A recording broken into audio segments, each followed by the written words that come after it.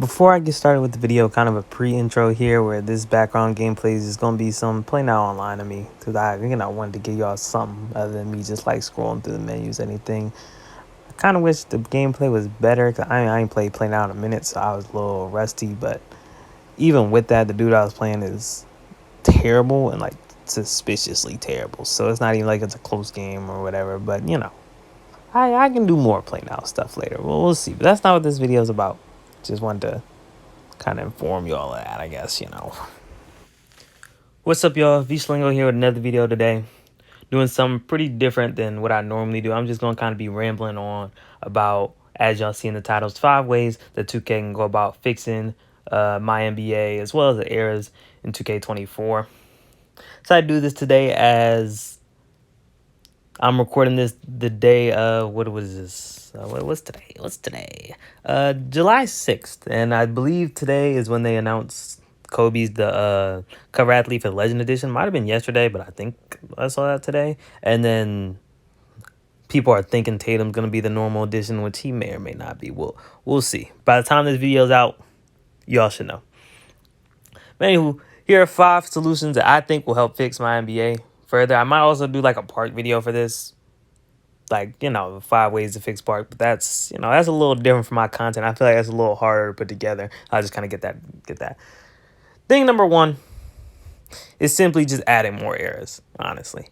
I mean, of course, we already have, the Larry and Magic. We have the Michael Jordan. We have the Kobe, and then we have the Modern. But I feel like 2K does really like that, like, that early 2010s type, like, have, like, the Heatles and have, like, a more prime Kobe after you already got all his rings. Because I feel like you really think about it, most of the 2K community either grew up on like the current, what they have as a Kobe era, or kind of after that for real. And I feel like I'm kind of in the middle of those two.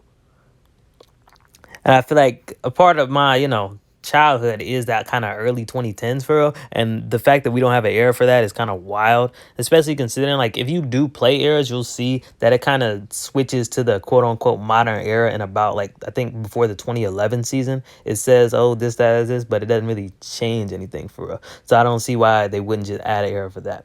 And of course, with NBA being, this is like the 77th season next season, I mean, being able to reset from the beginning, or even being able to reset back to like Wilt and Bill Russell, which I know that's probably be harder to program, the higher pace, everybody shooting inefficient, all them damn rebounds and everything. But at the end of the day, that's not my problem. That's 2K's problem. Number 2, and I feel like number 2 is more important, is just more player differentiation for real. When they advertise errors for 23, one of the main things that they talked about is like the Stacks Montana trailer where he's talking about, oh, maybe reviving Darko's career, this, that, this. And if you play, maybe you can do that. If you're sitting there playing as Darko or playing as whatever team drafts him, you can do that. But just purely on a simming side, that doesn't happen. Some people do become better and worse, People like, I don't know, Lonzo Ball, for example. Like I've done sims where Lonzo just chilling, role player, whatever, and I've done sims where he becomes an all-star. And that's the case for a lot of things.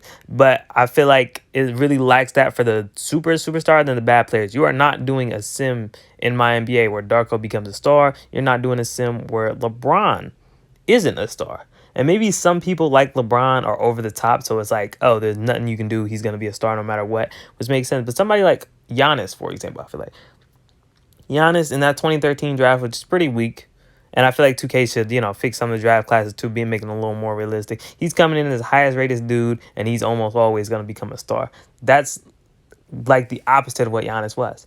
Giannis should not come in at a high overall. Come in as like a 72, and then if you do what you got to do to make him into a star, he can become that, or he can just become basically nothing. And that comes to, because you look at that prototype of players that are the quote-unquote Giannis's, the Scotty Barnes, the Patrick Williams. I want to say there was another guy the last couple of years that was drafted where it's kind of like a high defensive upside. Hopefully he can develop his offense and we can make him into a star. A lot of these guys are, solid NBA players, but they don't become what Giannis has become. So I feel like there should be a level of differentiation in that, because you add the minimum and max potential thing, but I feel like it really doesn't impact it because the guys who are dominating are always dominating. There's no reason LeBron's winning 10 MVPs every time. Like, he can be a superstar no matter what. He wins 10 MVPs every defensive player of the year you do it. Somebody like Tracy McGrady never really regresses. And that'll get into my third point, which comes into realistic regression, because 2K kind of has two things happening when it comes to players regression. Either A, they really never regress, a couple overalls every year, but they're always like still a very good like all-star level player, or they regress respectfully, kind of like Kobe, where it's like they just get into shot chucking, they're inefficient, they don't really, like if you're on a team that's trying to contend, they don't bring anything. 2K needs to get it where players regress kind of into role players. Some maybe earlier than others. There needs to be a Carmelo, a Derrick Rose, where they'll go and they'll be a star for a long time, and then they'll regress, and then they can just chill around at 80 overall for a couple years until they retire. 2K doesn't have that. You're 80, you'll say you're 95, 3 years later you're a 82, and then you're shooting 33% from the field. Like, that's something they really need to get together. And then, like, that's also goes into the regression of, like, the physical attributes. Because if y'all see, like, the vertical, the speed, the strength, all that shit, like, that regresses so wild, too, where you'll have a 30-year-old guy with an F physicals, which in some situations doesn't really matter in sim, but it's just, like, for the sake of what are we talking about. Thing number 4, of course, just boils down to fixing tendencies for players already existing in the game. I feel like you see people like a lot of those 3-and-D type players, and they fix some of them, but, like Mikal Bridges still has pretty bad tendencies. Lauri Markkanen wouldn't really call him a 3-and-D, but, like, update the tendencies throughout the year, so at least generally these players play how they play, and we're not having, those players on the rise who are 85, 86, 87 overalls, averaging 10 points a game, and then, don't want to re-sign with your team because that's how 2K has tendencies defaulted.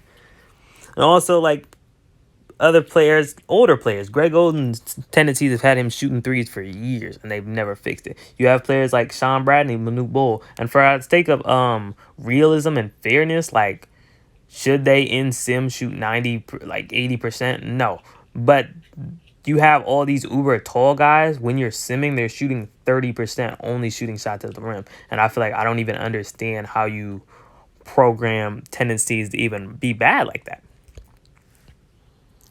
And lastly, number 5, it comes to just improve trade logic / signing logic, as well as the superstar trades. This kind of all in one. I mean, they're sort of separate things, but you see a lot of trades positionally really don't make sense for teams. AI is just be doing shit, and that same thing for like superstars, where it's like, if I do 10 sims right now, Kyrie's a free agent this year. Kyrie will probably sign to the same team all 10 times, for real. Like, there's no differentiation in that, which really just kind of sucks. And it won't be like a team that, it makes sense. He'll go and sign to like the Magic or something, which is like, positionally that doesn't make sense, and just like the situation the Magic are in, like they wouldn't really be in a position to sign Kyrie. And then adding on to that, just kind of superstar trades in general, you see all these people get traded the last couple years. I mean, dating back 2019, I feel like it really started. Russ got traded to the Rockets. You had PG to the Clippers, 80 to the Lakers, and then now Dame's gonna get probably traded within these next couple days, weeks, months, same as well as James Harden. And 2K doesn't really implement that. Nobody over an 88 overall is getting traded, and you can't really trade for anybody either. You can, but like the CPU isn't doing it. Basically, you can go and offer solid role player with some upside and 4 first-round picks, and maybe you get a star, but it's not really like a guarantee for real. That the AIs will never do this. They're not going to target none of your superstar players, nothing. And I feel like that's just something that are all need for improvement. Anywho, that's my ramble for today. If y'all agree with what I'm saying, like the video, comment about, some other things y'all think they should fix for 2K24. I mean, I don't know how much 2K24 quote unquote content I'm going to do before it drops when it comes to news, this, that, this, but this is just a good first one. And I see y'all next video.